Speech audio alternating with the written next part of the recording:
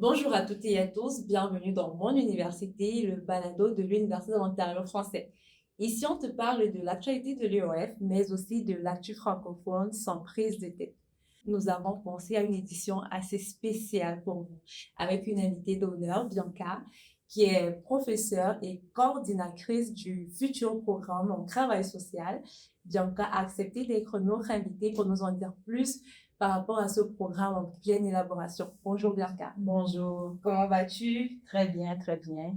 Alors, on Merci. a hâte, on a surtout soif d'avoir des détails croustillants par rapport au programme. Est-ce que tu pourrais commencer par nous le décrire un tout petit peu? Oui, certainement. Alors, le futur programme d'accompagnant spécialisé en travail social, c'est vraiment 4 ans de formation pour s'assurer que les étudiants et étudiantes vont être prêts à intervenir auprès des familles, des groupes, des collectivités. Mais vraiment, au-delà des cours, c'est vraiment une formation, je te dirais, pour transformer les milieux où on va travailler.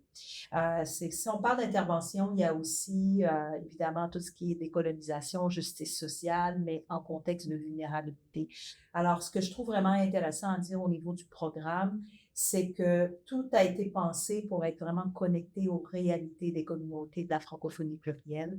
On reste pas dans la théorie. On va vraiment donner un côté très, très pratique sur des enjeux actuels, des réalités vécues pour évidemment toutes les communautés de la francophonie plurielle du Grand Toronto et du Centre-Sud. Tout à fait, c'est vrai qu'on parle de transformation, de justice sociale, mais qu'est-ce qu'il y a d'intéressant dans ce programme pour les futurs étudiants? Ben, en soi, c'est clair que ce qui m'importait, c'est que les étudiantes puissent se reconnaître. Oui. Parce que pour être un ou une bonne travailleuse sociale, il faut savoir maîtriser son outil. Et son outil, c'est soi-même. Alors, évidemment, le programme doit permettre aux futures cohortes d'abord d'apprendre à se connaître pour mieux aider les autres par la suite. D'accord, je comprends tout à fait. Donc, on est vraiment dans une logique d'apprentissage. Apprentissage de soi d'abord et puis apprentissage de l'autre. Mm. Et justement, à quoi va ressembler une journée typique pour les étudiants dans ce programme? La journée typique, on peut très bien commencer, par exemple, sur un cours sur l'histoire du travail social Oui. et évidemment pour comprendre un peu qu'est-ce qui distingue notre profession, par exemple, d'une autre profession ou en intervention, notamment, par exemple, en santé mentale, plus spécifiquement, ou psychologue. Souvent, on compare les deux. Alors, bien comprendre le rôle spécifique des travailleuses et travailleurs sociaux qui vise vraiment à mettre en lien les personnes avec leur environnement. Alors, on pourrait commencer par un cours qui est plus théorique et tout de suite, avec des exemples concrets en après-midi, les étudiants et étudiantes vont se retrouver dans un cours vraiment d'intervention avec des situations de cas, des simulations, des jeux de rôle, pour vraiment mettre en application ce qu'ils ont appris dans la matière, par exemple. Oui. Alors, c'est sensiblement ça, un peu, à quoi ça peut ressembler une journée typique. D'accord, donc il y aura des cours théoriques, plus Oui. théorie, et puis des cours pratiques. Oui. Est-ce qu'on peut avoir comme une exclusivité peut-être 2 ou 3 cours concrets? Oui, tout à fait. Mais d'abord, il faut savoir que le programme a 120 crédits. Alors, c'est OK. l'équivalent de 38 cours et 2 stages. Il va y avoir évidemment des cours obligatoires de perfectionnement linguistique parce qu'on veut vraiment s'assurer de la maîtrise du français et de l'anglais de type langue seconde pour vraiment bien desservir les communautés dans la langue de leur choix. Oui. Alors, je te donne quelques petits titres de cours pour vous donner un petit aperçu. Alors, travail social et colonialisme et savoir autochtone. On a un processus d'intervention en contexte interculturel et migratoire. Cours d'intervention en situation de crise, parce que souvent, on est amené à travailler avec des communautés, des groupes, des personnes qui vivent des événements extrêmement traumatisants. Alors, les approches diffèrent. Il faut apprendre divers types d'approches pour bien les soutenir. Évaluation centrée sur les droits, parce qu'en soi, notre profession est vraiment ancrée dans le respect des droits individuels et des droits collectifs basés sur nos chartes. Par exemple, les chartes de l'Ontario, mais évidemment la charte canadienne. Et en 4e année, vraiment en guise de perfectionnement, il va y avoir des cours de pratique avancée professionnelle pour bien préparer les futurs diplômés à entrer sur le marché du travail. Ça, c'est intéressant. Je vois que l'humain est vraiment au centre de ce programme. Ça veut dire que les stages seront obligatoires. Oui, tout à fait. Les stages sont obligatoires partout dans toutes les écoles de travail social au Canada. Oui. Alors, et les heures comptent. Alors, les journées de présence comptent et c'est très, très important.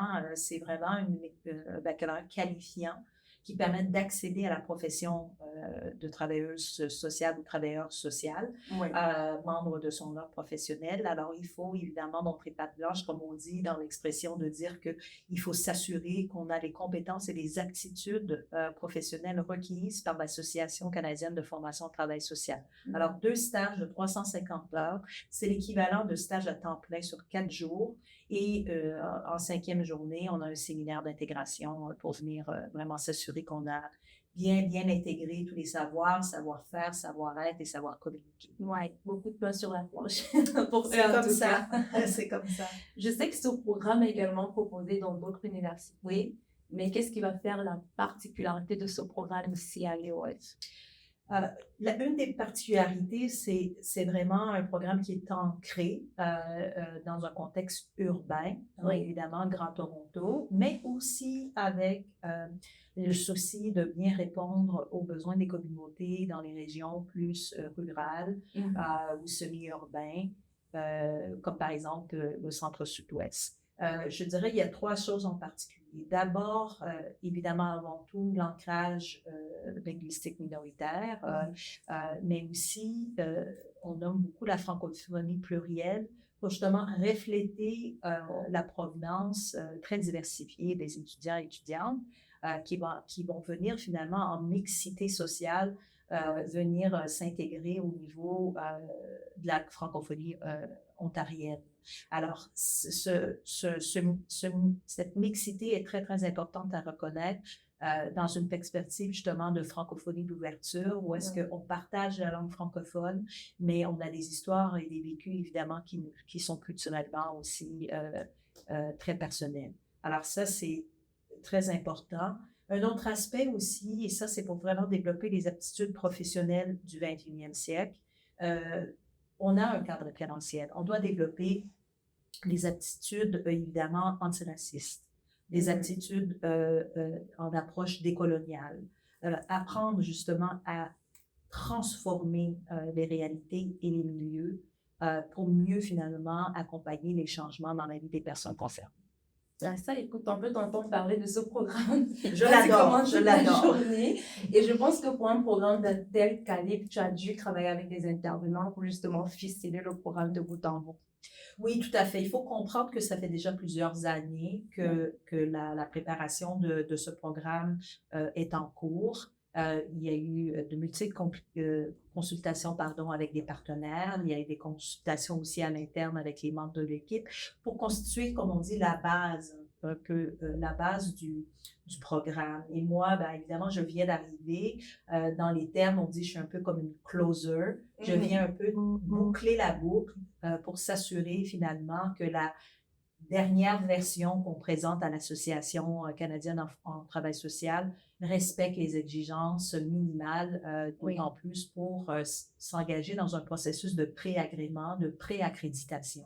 Alors, c'est un peu mon rôle, mais évidemment, ça ne me terminera pas là, excuse-moi.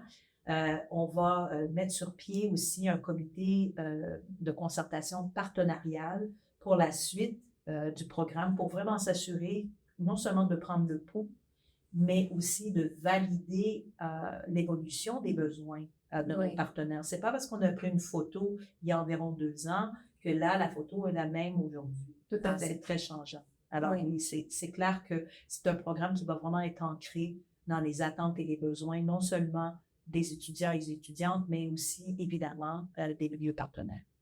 Exactement. C'est vrai que là, tu as mentionné qu'il y a des besoins, effectivement, qui nécessitent d'être comblés, tout comme on parle de pénurie dans le domaine du travail social. Concrètement, quels sont les débouchés de ce programme? Tout à fait. Énormément de débouchés, mais pourquoi? Parce que justement, comme tu l'as si bien nommé, la question de la pénurie. Le travail social, c'est un travail exigeant.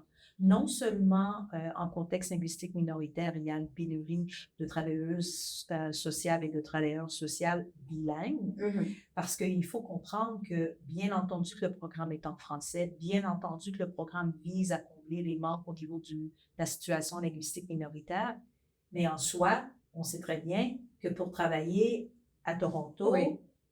Et en Ontario, il faut aussi maîtriser l'anglais parce que les services qui vont être intégrés dans les agences, même s'il y a des services dédiés aux francophones, ne serait-ce que par exemple dans les conseils scolaires, dans les écoles, dans les centres communautaires dédiés aux communautés francophones, on s'entend que souvent, il va quand même y avoir des discussions, des ententes, des meetings avec des parents anglophones qui possèdent peut-être le français comme une deuxième langue, des familles exogames.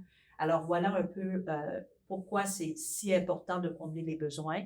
Et un autre élément, si je peux ajouter, c'est que en lien avec l'exigence du travail, on voit souvent beaucoup de travailleuses sociales, de travailleurs sociaux qui, malheureusement, vivent des surcharges.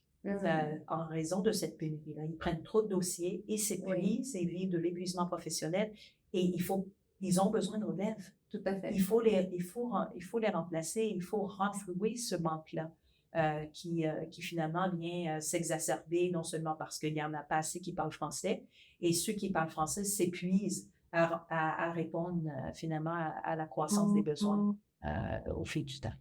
Exactement. Moi, je suis un peu friande de chiffres. Est-ce qu'on a des chiffres concrets pour justement aller pointer du doigt cette réalité? C'est certain qu'on aime bien avoir des statistiques parce que ça permet d'amplifier la situation. Mais moi, je vais te répondre, en travail social, pour nous, c'est la qualité et pas la quantité. Même si je te donnerais un chiffre, le chiffre serait évidemment changeant et démontrerait malheureusement pas l'ampleur du phénomène. Je pense que en disant que on travaille avec des humains et ces humains-là ne sont pas des machines, on est capable quand même de se faire une idée assez concrète de comment la pression est grande pour s'assurer de développer la main-d'œuvre qualifiée pour desservir les besoins complexes de nos communautés. Exactement, on parle beaucoup de communautés dans ce programme et justement, je vais te demander pourquoi est-ce qu'un programme francophone de travail social est important, voire même obligatoire en Ontario? C'est important parce que c'est un programme qui travaille avec l'humain. C'est un programme qui met en relation vraiment des groupes de personnes, des communautés entre elles. Et tant qu'il va y avoir des humains, il va y avoir besoin d'autres humains, justement, pour s'assurer de créer des maillages, de résoudre des problèmes, d'accompagner les personnes dans leur réflexion personnelle et surtout de croire la possibilité du changement et de la transformation personnelle. Tout à fait. Mais je pense qu'il y a quand même des enjeux dans ce domaine. Si oui, quels sont-ils? On s'entend que, faut pas se le cacher, un des enjeux probants en ce moment, c'est toute la question du racisme systémique. Heureusement, en Ontario, dans la loi qui a été votée, la loi antiraciste, mais encore, il y a énormément de travail à faire. Un travailleur social, un travailleur social est en mesure et est formé justement pour développer des approches qui sont dans une approche, comme on dit, anti-oppressive, une approche aussi d'empowerment, de bâtir les capacités, de développer les opportunités pour les différents groupes et personnes qui ont des besoins. Évidemment, l'enjeu de la pauvreté, l'enjeu de la dépendance aussi. Un autre élément, c'est tout malheureusement les traumas complexes que les personnes ont cumulés à travers leur cheminement au cours de leur vie. Alors, voilà le type d'enjeu à quoi on peut s'attendre que les futurs cohortes vont être formés à relever. Oui, et justement, j'allais rebondir là-dessus parce qu'il y a plusieurs enjeux que tu as mentionnés et c'est sûr que le programme va équiper les étudiants à répondre à ces enjeux. Oui, tout à fait.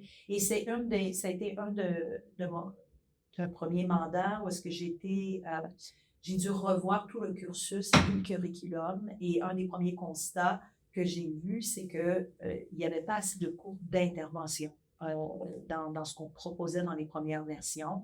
Et je pense que la version du curriculum qu'on a en ce moment va venir renforcer justement les savoirs et les aptitudes de professionnels pour y faire face.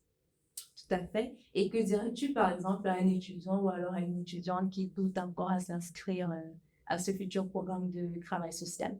Ben, je dirais, si vous avez une question à vous poser, c'est est-ce que j'ai envie de m'engager dans un programme qui est plus grand que moi, qui m'amène à me dépasser en tant qu'individu, en tant que personne? Et si la réponse est oui, ben, bienvenue à l'OUF, bienvenue au programme de baccalauréat en travail social spécialisé, il y a une place pour vous.